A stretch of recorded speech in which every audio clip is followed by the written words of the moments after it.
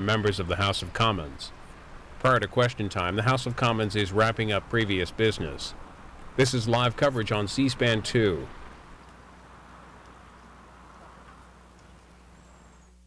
And housing management, to name but a few services. We're now seeing very heavy dampening of children's social services. I implore the Minister to think again on this very important aspect for many of the northern metropolitan authorities. Mr Speaker, as I mentioned in my original answer, we will be debating the settlement on February the 6th. My honourable friend, the Minister of State, replied earlier in respect of the details of social services dampening.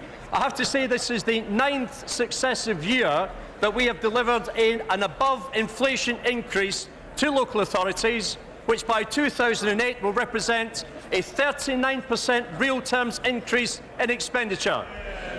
Order. Questions to the Prime Minister. Dr Ashok Kumar. Number one, sir.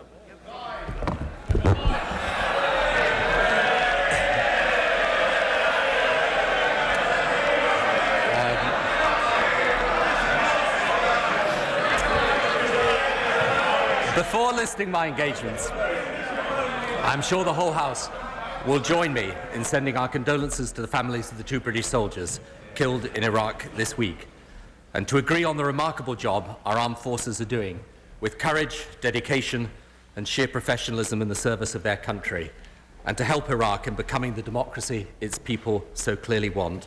We owe them a tremendous debt of gratitude. This morning I had meetings with ministerial colleagues and others in addition to my duties in the House. I will further such meetings later today. Dr Kumar. Thank you, Mr Speaker. May I share the sentiments expressed by the Prime Minister and the sympathies to the families and the sacrifices they have made on our behalf.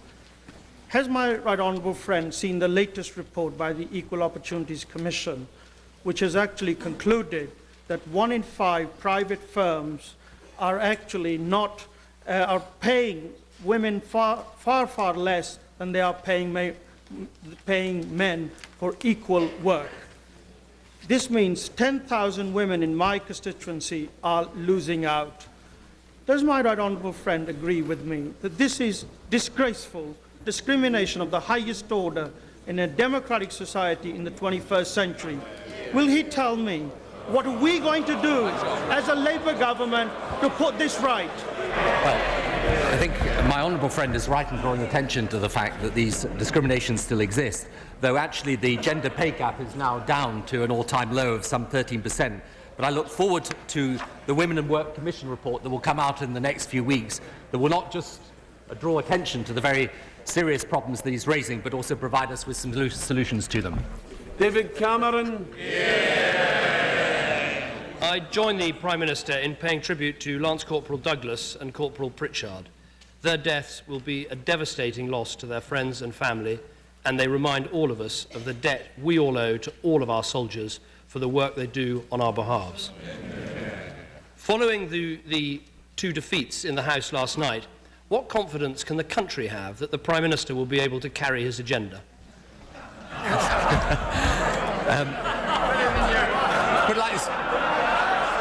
Put it like this, I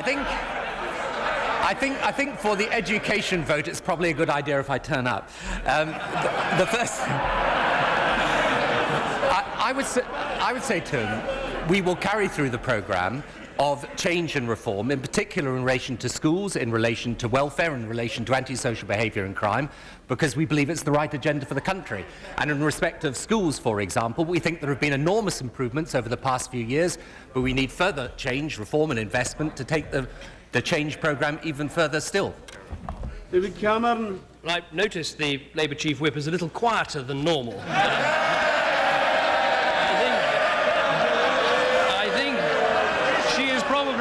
The first Chief Whip in history to put the Prime Minister in the frame for losing a key vote, which is an interesting career move, to say the least. Isn't it? Isn't it becoming increasingly clear that when the government does the right thing, like education reforms, they can only do it with Conservative support, but when they do the wrong thing, they cannot carry either their own backbenchers or the country? I obviously don't agree with him that the bill was the wrong thing to do for the reasons that we set out on many occasions. But in relation to the schools reform, he said that he will support those. Well, that's fine. That's a position for him. We believe that it's right that we have these reforms because when we look at schools in this country today, even though there's been tremendous progress over the past 8 or 9 years, indeed, we have school results now better at the age of 11, at the age of 16, at the age of 18. We have the highest number of teachers for 25 years. We have doubled the number of support staff. We've got record investment going into our schools, all of which was opposed by the party opposite. It is not acceptable, even though it's far better than in 1997, that almost 40% of the kids don't get 5 good GCSEs. Every week I ask him about education, and every week he says he'll stick to the bill, but every weekend I read about a climb down, so I'm pleased he's sticking firm. Looking ahead at Order. this programme. Order. There's a whip, and it constantly happens every Wednesday. And I tell the honourable gentleman, get away from the chair and don't shout. Don't shout when the Leader of the Opposition's there. That's not his duty. He's got other duties, and attend to them. I think, Mr. Speaker, my advice, given the current circumstances, to the honourable gentleman would be to get away from the whip's office. I think would probably be a better move.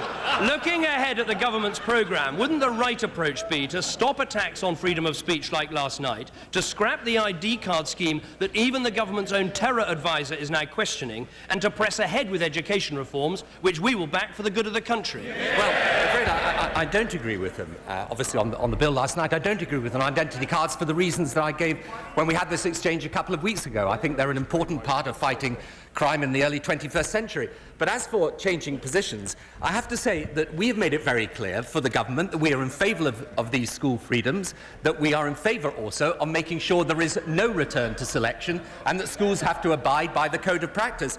It is him who has changed his position on education policy. He has been denying this over recent weeks. Let me quote what he said back in September last year. I will continue to fight for real school freedom, not the phony version offered by Labour. Real school freedom should mean school autonomy over selection. And then he went on to say, the fact that grammar schools continue to improve at a faster rate shows how wrong it is for Labour to continue undermining them. Giving all schools greater freedoms, including the ability to select pupils, will help this. And then he was asked whether, if schools wanted to return to selection by ability, they could have that. That's right, he said. Then suddenly 2 weeks ago, he says, I guarantee there will be no return to the 11+. There's a real case for more selection within schools rather than selection between schools. So with the greatest respect, we have held firm throughout. It's him who has been dithering about.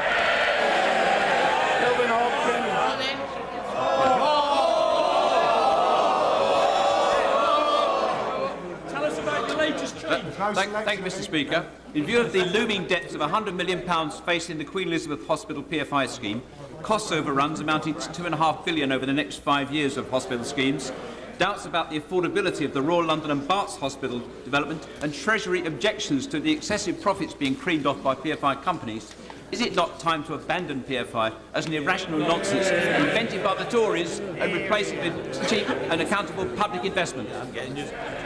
I'm afraid the answer to that is no. It's not time to do it for a very simple reason. Let me just say to my honourable friend, there is now the largest hospital building programme in the NHS since it was created. When we came to office, under the old system, we had run-down NHS buildings with over half the stock created before the NHS was formed. We now have, as I say, this huge hospital building programme going through. Of course, in any hospital building programme, PFI or otherwise, we have to make sure we get value for money. But there is a reason why more people are being treated than ever before in more modern facilities at a faster speed, and that is because of investment, yes, but also change and reform, including PFI. Sir Mingus Campbell.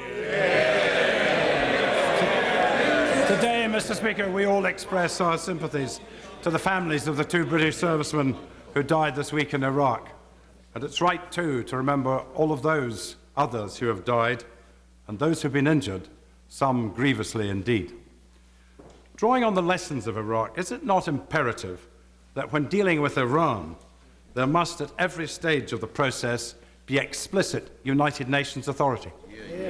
Well, we have, of course, agreed with our partners to report Iran to the United Nations Security Council because of what they're doing in breach of their international obligations. But I would say to the Right Honourable Gentleman, it is also important that we send a signal of strength. And I have to say to him that though, of course, we, as we've just done, collectively, whatever our views on the wisdom of the Iraqi conflict, have sent our deepest condolences to the families of the soldiers who have tragically lost their lives. I do believe that when people are trying to stop us, help Iraq become a democracy, and therefore become more stable, not just for that country in the region, but for this country as well, it is important when people come and try to kill our soldiers or try to kill innocent civilians in Iraq, that we do not walk away, but that we stand up and fight back. Sir Mingus Campbell. Last September, the Foreign Secretary said that military action against Iran was inconceivable. Today he's reported as saying Iran has a final opportunity to change course. What does he mean by that? Because it is now in front of the Security Council, and we're pursuing this by peaceful and diplomatic means. But I do hope that he recognises that what is important at the moment, given what Iran is doing, not just in respect of the breach of its obligations in respect of nuclear weapons, but also in exporting terrorism around the region, in what it's doing in human rights, it is important surely at this moment, above all else, that we say they have to come back into compliance with their international obligations, and we, all of us, support the action necessary to do so. Now, we are pursuing that, as I say, in front of the UN Security Council, but it's important that they understand, from this House, I hope, that we are united in determining that they should not be able to carry on flouting their international obligations. Sir Stuart Bell. Thank you, Mr. Speaker. The Prime Minister has been kind enough to share with the House his views on Iran. Can he now share with the House his views on the election of Hamas in the putative state of Palestine? I think the most important thing is to say to Hamas that we respect their mandate and the fact that they won those elections, but the only basis upon which there will be progress in the Middle East is on the basis of a two-state solution, a secure and confident Israel, and a viable Palestinian state. And we will not be able to take this process forward if one of the partners to that process has in its constitution the desire to get rid of the other partner in the process, namely the State of Israel. And that is why I say Hamas faces a very fundamental choice. If they make that choice, and make that choice for democracy and for peace, and for working side by side with Israel, then of course we stand ready to take this process forward. But we can't do so if their very fundamental position is inconsistent with the outcome we all want to see. David Cameron. This week we heard that the problem of climate change may be even worse than previously thought, and that the government won't meet its own targets. Later this month, the government plans to close 4 out of 8 eco-laboratories which monitor climate change. What happened to joined-up government? Actually, we have set a Kyoto target that we will meet. It's very tough on the CO2 emissions target, as he knows, for all the reason that he knows. But this country is leading the international debate on climate change. And I think, as the recent report from the international body on the environment showed, we're actually now ranked 5th in the world in terms of our environmental record. And I think that's a very good record for this country. But will the Prime Minister look at the case of the laboratories? Is he aware that his own junior Environment Minister has written a letter saying, and I quote, that the closure does not make sense either scientifically or economically, whether considered at a national or a local level? Is the Minister right? There is a debate, of course, because of the Research Council's decision. The Research Council has taken the decision to close these laboratories. There is a debate about, of course, whether that is right or not. But the basic point about the government's climate change policy is that it remains with the renewables target and with the ability to reduce CO2 emissions over the time to come. But I have to say to him that there is no point in him raising these issues whilst he remains opposed to the climate change levy, which is the only sure way we're actually going to get the reductions in CO2 emissions that we want to see. So I hope that he will change his position on the levy. Simple question, is the Minister right? These laboratories have been called by Sir David Attenborough world leaders in biodiversity research. They make a crucial contribution to measuring the effects of climate change. I fear the Prime Minister hasn't really considered this. Could he go away and think about it, have a look at the evidence and come back and report to the House next week? I don't agree with him. The Research Council takes those decisions. The key thing for us, if we're to meet our targets on Kyoto and see it, well, if we are to tackle climate change seriously, we need to do two things. First of all, for this country, it has to meet its Kyoto targets. We're meeting them, in part by the climate change levy, to which he remains opposed, and yet it is that that is helping us deliver the Kyoto targets. And secondly, we've got to build the international support for action on climate change, which we are doing. And as the speech of the President of the United States shows last night, there is a growing consensus that we need to invest more in renewables and in clean technology. Again, in that regard, we are leading the way. Dr. Howard Stott. The new government white paper on care outside hospital represents the best opportunity for a generation to improve patient care and to bring real choice to people in the community where they live. But can my right honourable friend ensure that meaningful change in the way the NHS is operated is introduced to ensure that real power is shifted from secondary care hospitals into primary care settings where people really want to see meaningful improvement in their services? My honourable friend, who of course knows a great deal about this, knows that's precisely what the white paper is designed to achieve. And as a result of the incentives and the changes introduced by practice-based commissioning, there will be a real incentive, not merely a duty, but an incentive on GP practices to bring care to the most appropriate point, make it easier to access and more convenient for the patients, so that, for example, for things like blood tests and so on, they will be able to do those far more quickly for people where it's convenient for them, rather than sending them to the secondary sector. Nigel Evans. Mr. Speaker. Before he retires as Prime Minister, could he have a word with the Chancellor of the Exchequer? Because over the past 5 years, he has pocketed over £60 million from speed camera fines. And yet when I asked Labour-controlled Lancashire County Council for some money for a road improvement, a road safety measure on the A59, I was told that they didn't have any money. Will he now ensure that all the money that is raised from speed camera fines are used for road safety measures? We've actually doubled expenditure on road transport, and as I recall it, the honourable gentleman went into the lobbies and voted against that very investment. Bob Marshall-Andrews.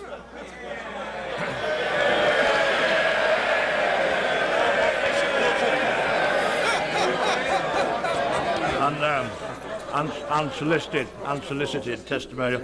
The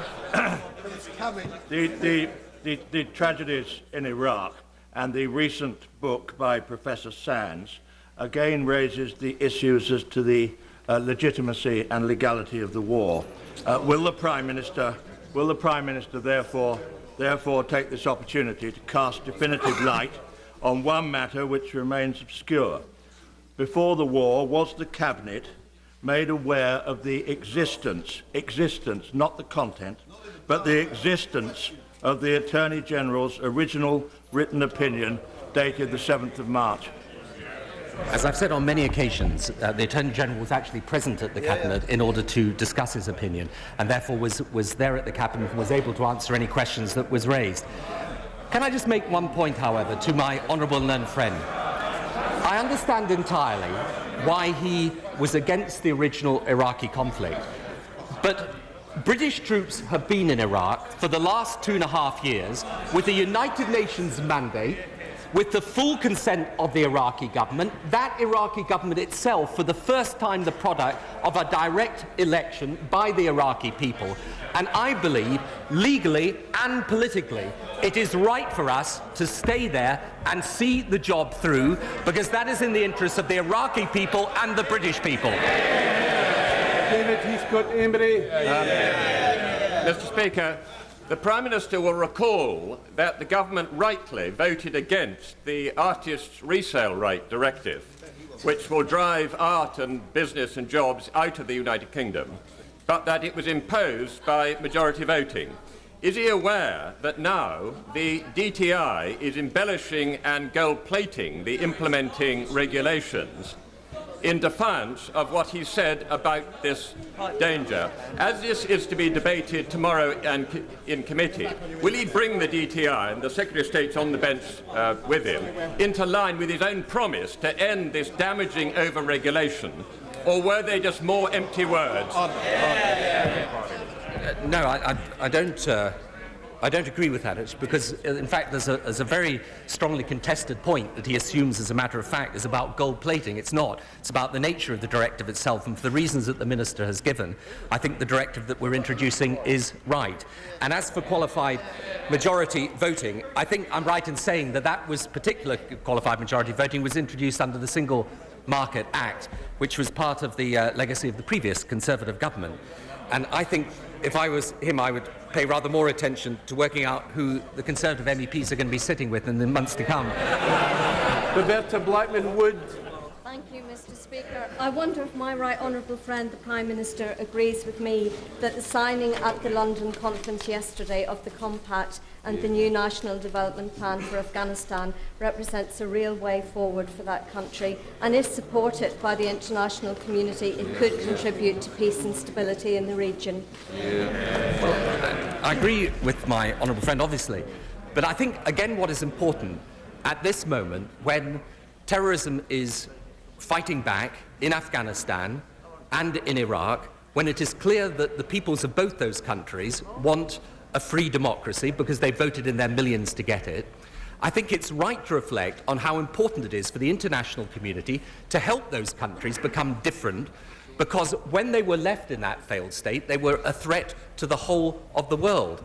And I think it's just worth us reflecting for a moment that the security that we are able to provide in Afghanistan and Iraq to help those countries become democracies is of assistance not just to them, but in turning those countries away from failed states into democracies is of direct benefit to the security of this country too, which is why it's important we stay the course and see it through. Mark Francois. Mr. Speaker, last Wednesday the Prime Minister told the House he wanted to listen to what local people say in determining changes to police forces.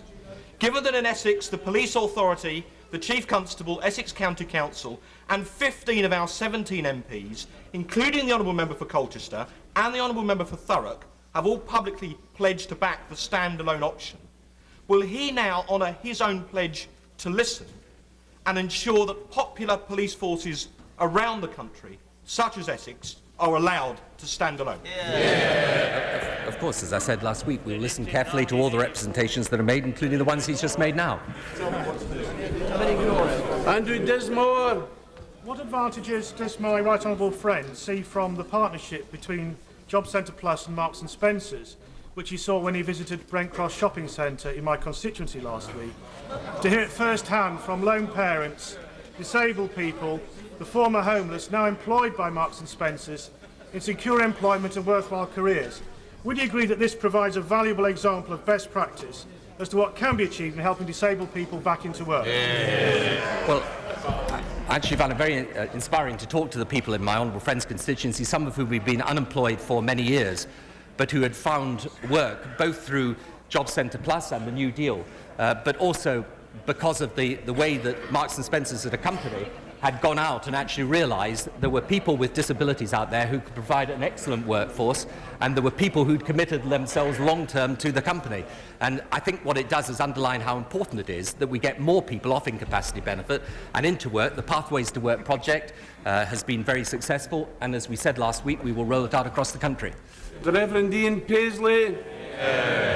Could I associate myself with the remarks already made by others, and our sympathy, our deepest sympathy, to those who have lost loved ones in the war in Iraq. It has been often said that bereavement is not good at talking, and we all know that, but we have our own feelings about these matters, and I'm sure the whole House would be in the same mind as I would be on that question. I'd like to ask the Prime Minister, has he read the two reports that have just been issued? One, of course, by the IMC and the other by the IACD. And is he not alarmed that after all that was said against my party, in saying don't take what the IRA has said as truth, examine it. We now have this commission set up by the government admitting that perhaps they were misinformed, and their judgment in September saying all arms had been decommissioned, that was a misjudgment. Yes. Now, when a government... Yes. There are other honourable members wish to be called. The Prime Minister will answer the right honourable gentleman. I think a fair summary of what the IMC have said is that they draw attention to their belief that there has indeed been a strategic decision taken by the leadership of the IRA to give up the armed struggle. What they have also said, however, is that they are concerned about violence and criminality. And let me make it clear once again, all criminal activity has to cease.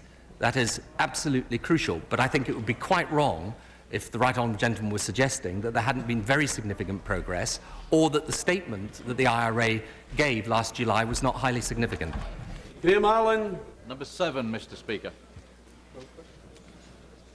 By a number of different ways, noticeably Sure Start and also the programmes in primary schools and in secondary schools, we try to encourage a rejection of antisocial behaviour and embrace of sociable behaviour. Graham Allen. Would the Prime Minister accept that many youngsters in deprived constituencies like my own, from broken families very often, arrive at school unable to recognise numbers or letters or even speak in complete sentences or relate to their fellow pupils? Would the Prime Minister consider putting the teaching of social behaviour at primary school at the same level as the so successful campaigns have been on teaching numeracy and literacy, where the local education authority so wishes it? Well, I think some of what my honourable friend quite rightly is drawing attention to is being done through the primary schools now and the programme that the Department of Education is working on with them. I also think he's absolutely right, however, in drawing attention to the fact that for our young people, it's not merely about passing the exams, it's also about communication skills, being able to work with people. And here I think, in addition to the other measures we're doing, the increase of sport in schools and bringing back sport into schools will also have a major impact. But he's right in saying that we will have a programme in place available for local authorities to use if they so wish. Brian Bindley. Thank you, Mr. Speaker. Last year, Labour-run Northamptonshire County Council were given a 6.5% increase in formula funding, and this year the now Conservative-run council received an increase of just 2.1%.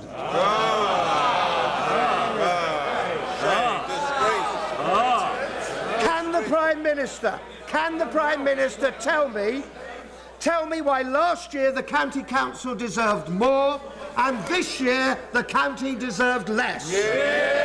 Well, first of all, I think the Honourable Gentleman's got a slightly curious way of describing it. Actually, there are real terms increases still coming in this year. And let me just remind him that as opposed to the Conservative years in which constantly the funding for local authorities was cut, we are actually increasing the funding year on year on year. Which is why, for example, in an area like Northamptonshire, police numbers have risen. We've got more police support staff, and there has been a 17% fall in domestic burglary, and actually a 6% fall in overall crime. And I can tell them under this government, the money will keep on coming. Alistair MacDonald. Thank you, Mr. Speaker. Could I welcome the renewed efforts by the Prime Minister and the Irish Government to restore devolution in Northern Ireland? But would the Prime Minister not agree with me that one of the best options for progress would be to remove suspension, recall the Assembly, and in that way allow the wrecking parties to resolve their difficulties within 6 weeks and restore a local assembly or local executive so that the social and economic issues could be tackled and tackled urgently? Well, I mean, I agree with my honourable friend that we want to see the institutions back up and running as quickly as possible, but as he knows, and to state the obvious, that can only really happen if the degree of confidence exists there for the parties to work together. And the talks that will be beginning shortly, that my right honourable friend, the Secretary of State for Northern Ireland, will be leading, will give us an opportunity to explore the differences that there are. But as ever with this process, the government can facilitate, but the government can't actually force people to do what they don't wish to do. And therefore what I hope will happen is during the course of these negotiations and talks that we can discuss the circumstances in which we can get the institutions back up and running properly. James Gray. Mr. Speaker, does the Tuesday's Health White Paper, which calls for greater local delivery of health services, which we on this side of the House very much welcome, does that spell a reprieve for Malmesbury Hospital? Comment on his particular hospital. But I can say to him that the one thing that is for sure is that over the past few years... Well, I think it's as well to remind his constituents of the massive increase in investment under the Labour government. Because one thing's for sure, every bit of that investment, including this year, a 7% real terms increase in health funding, would have been opposed by him and his party. Order. I now come to a personal statement. I ask honourable members. From London, you've been watching Prime Minister's Question Time, aired live every Wednesday while Parliament is in session at 7 a.m. Eastern here on C-SPAN 2. You can see it again Sunday night at 9 p.m. Eastern and Pacific on C-SPAN.